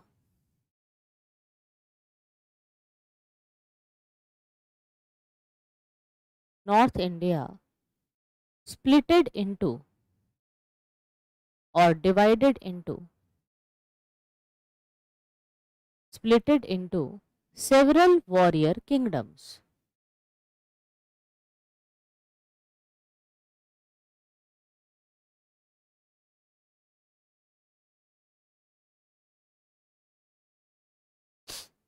I'll repeat the point. We are talking about the age of regional configurations in the post-Gupta era. So, after the decline of Gupta Empire in the mid of 6th century AD, North India splitted into several warrior kingdoms. Okay, next point. This period was a turning point in the history of India, which witnessed changes and continuity, which witnessed changes and continuity, continuity, continuity, simultaneously, full stop. In North India, comma, it is viewed as the phase of, it is viewed as a phase of political fragmentation and proliferation, proliferation, proliferation,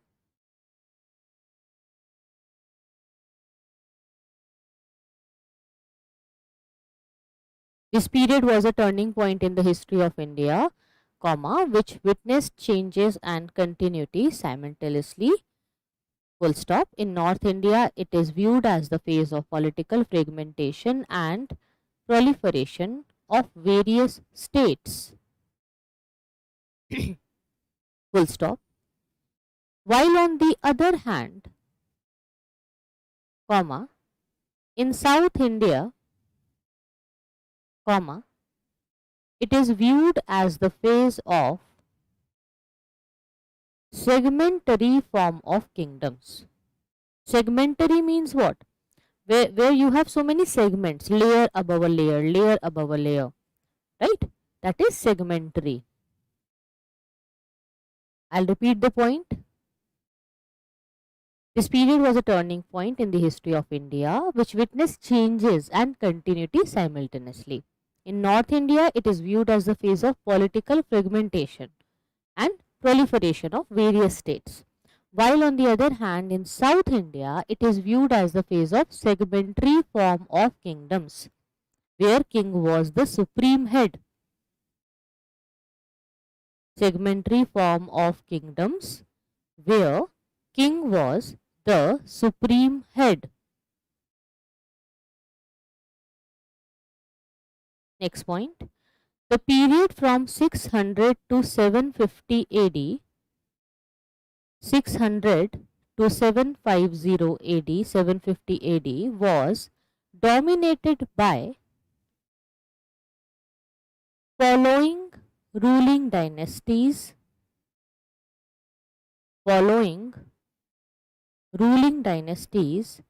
in North and South India. In North and South India, dash, from the next line please write. Number 1, North Indian dynasties, like number 1, the Maitrakas. I'll write it here for you. The Maitrakas. In North India, number 1, Maitrakas. Number 2, Maukharis. Another dynasty is Maukharis. This is the spelling. Here you can see M-A-U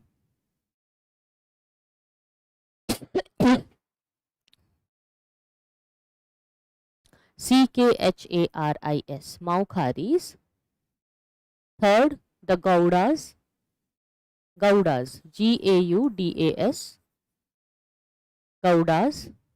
Number 4, the Hunas, invaders who came after Guptas. I hope you remember. Number 5, Pushyabhutis of Thaneshwar, which we have just covered today. Harshvardhan was the ruler of Pushyabhuti. Pushyabhutis. Pushyabhutis of Thanesar. Thanesar. Okay, so these were the 5 dynasties of North India. Now please write 5 dynasties of South India. Next line, next point. South Indian ruling dynasties. Number 1. Ishwakus. Ikshvakus. IKSH. Iksha. Vakus. Don't write Ishq. इश्क वाला love नहीं है. It is Iksha. IKSH. Ikshvakus. IKSHVAKUS. Ikshvakus. Number 2. Chalukyas of Badami. Number 3. Pallavas of Kanchi. Number 4. The Kadamba Kingdom. KADAMBA. The Kadamba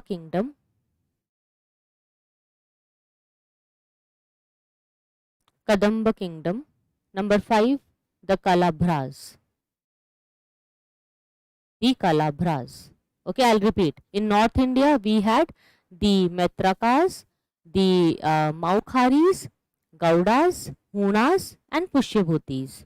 In South India, we had Ikshvakus, Chalukyas, Pallavas, Kadambas, and Kalabhras. Now tell me about which dynasty I have not taught you or I have not covered with you yet. Tell me, because yesterday I covered many dynasties with you. Like I am very confident that I have covered all South Indian dynasties. But not in detail. I told you that we will discuss Cholas, Pallavas, and dynasties of South India in detail. There is a separate lecture, but I told you at least 1 or 2 paragraphs. We wrote about Ikshvakus, Chalukyas, Pallavas, Kadambas, Kalabhras yesterday. I hope you remember. We have discussed Pushyabhuti of Thaneshwar, the Hunas, we have discussed. We have not discussed the Metrakas, Maukharis, and Gaudas, right? In North India. Otherwise, we have covered all. Am I right or not? Tell me. Okay. Now, why I didn't teach you this? Let me just tell you. Let me just clarify. There is one point, because Maukharis and Maitrikas, these dynasties like Gaudas, they are not very famous. Okay, like they are good but not very famous, and there is no mention about them in NCERT. So that's why when I was taking source from R.S. Sharma, I could not teach you about these dynasties yesterday. But now I feel like giving you few lines about these 3 dynasties so that you don't miss anything. Okay, so just write about number 1. Like we will just write 4 or 5 lines, not much, because they are not very important. But as we don't want to leave anything, we will just write few lines about these 3 dynasties. So please write number 1. The Maitrakas. This is the spelling, Maitrakas. Maitrakas. The Maitrakas. They were an early medieval regional dynasty. The Maitrakas were an early medieval regional dynasty of Western India.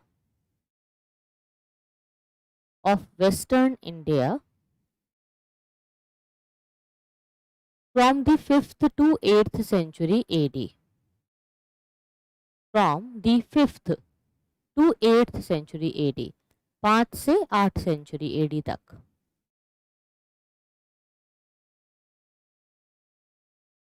Full stop. They were the tributary chiefs of Guptas.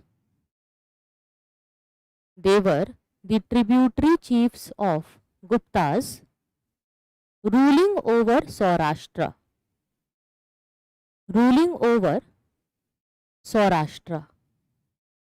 in bracket Gujarat. Okay, and their capital was Vallabhi. Vallabhi. Why Vallabhi is important? Tell me. Two importance of Vallabhi. Who will tell me? Guptas also fought for Vallabhi. Everyone wanted Vallabhi. Why Vallabhi was so important? Can you tell me why? Give me two important reasons why Vallabhi was so important. Do you want me to show you it in the map? Maybe after looking at the map, you will give me a right answer.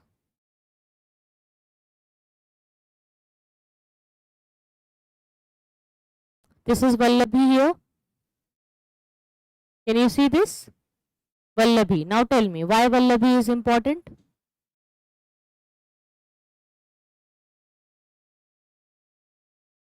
Uday Kumar and other students, I have already uploaded these PDFs of all my lectures in the Telegram channel.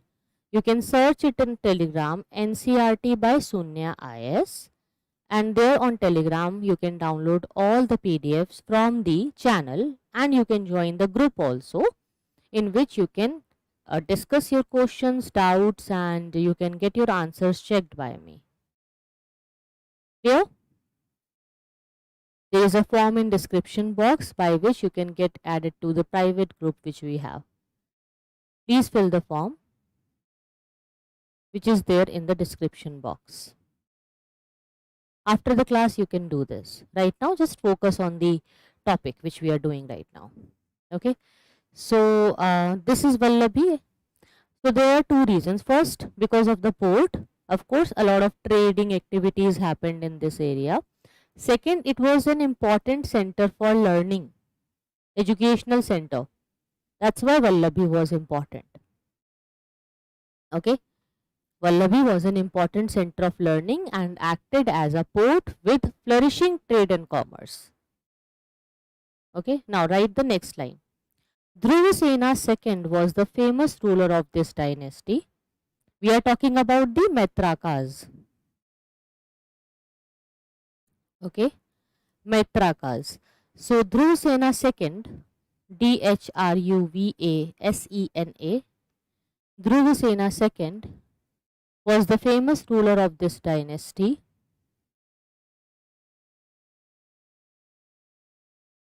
comma, who married to Harsha's daughter. Who got married to Harsha's daughter. Harshvardhan's daughter married Dhruvasena II. Okay.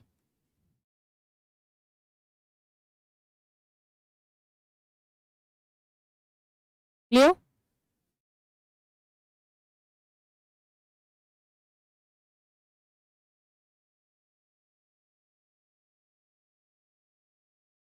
Basically, these these rulers, they were the feudal lords. And after this, number 2, second you need to write.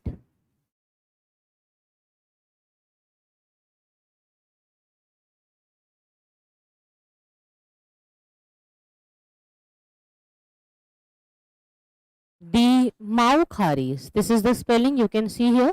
Number 2, Maukharis. I didn't explain anything about Maukharis also, no? So for Maukharis, only 2 lines you need to write. Maukharis also took the title Samant. They were also feudal lords under the Guptas. Okay. Please write. The Maukharis used the title Samant. Samant. They were subordinate rulers of the Guptas. They were subordinate rulers of the Guptas. Next point. They ruled over Kannauj.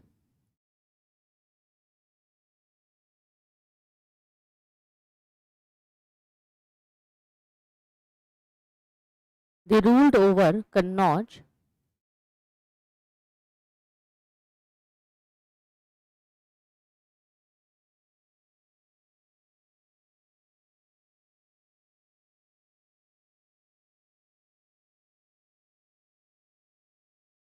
Next point.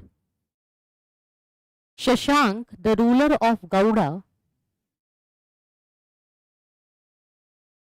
Shashank, comma, the ruler of Gauda, this one, Gaudas, Gaudas, Shashank, the ruler of Gauda, in bracket, Bengal. Gauda was in Bengal.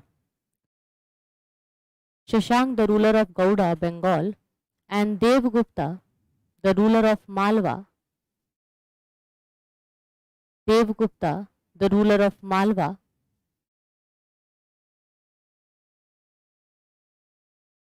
had fight and battles against the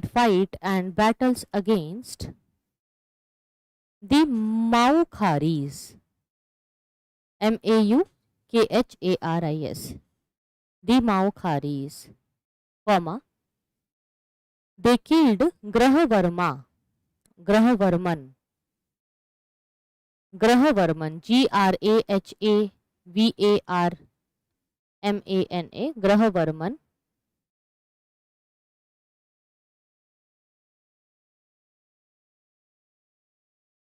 Who was Grahavarman? He was a famous ruler of Maukhari and he was the Jijaji of Harsha.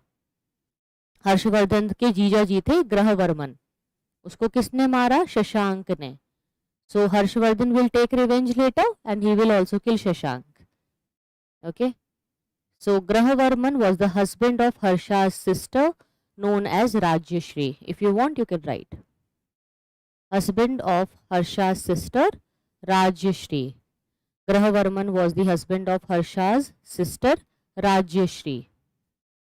Now, last few lines of today's class, after which we will end the session. I am very happy that you guys have increased your patience, because in the end of the class I had to, I used to see that only few students used to watch, and now you have increased your level of patience and perseverance. That's great. So we are in the end of the class today. Please write about the Gaudas. Third one, Gaudas, Gaudas, the Gaudas. Okay, under it, please write the Gupta governors who became independent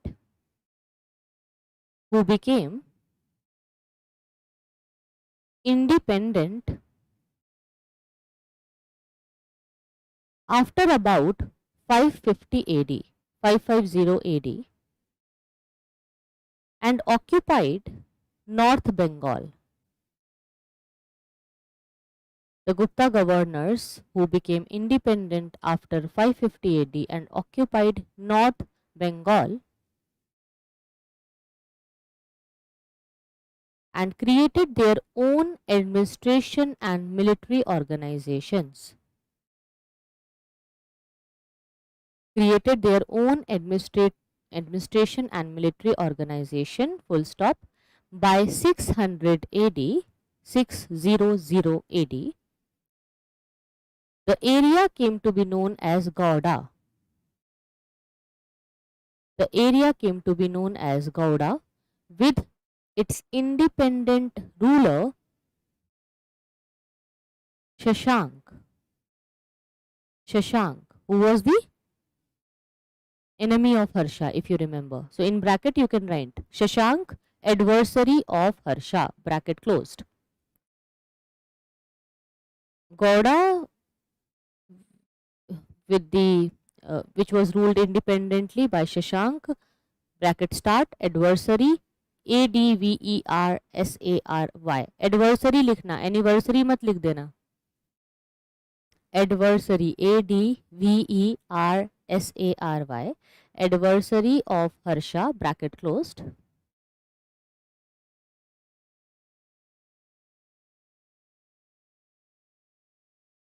Okay.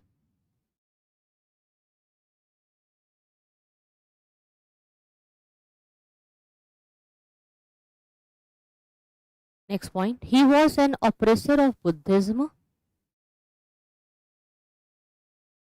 Shashank was an oppressor of Buddhism and he also cut off the Bodhi tree where Buddha found enlightenment at Bodh Gaya. He was an oppressor of Buddhism and also cut off the Bodhi tree where Buddha found enlightenment at Bodh Gaya.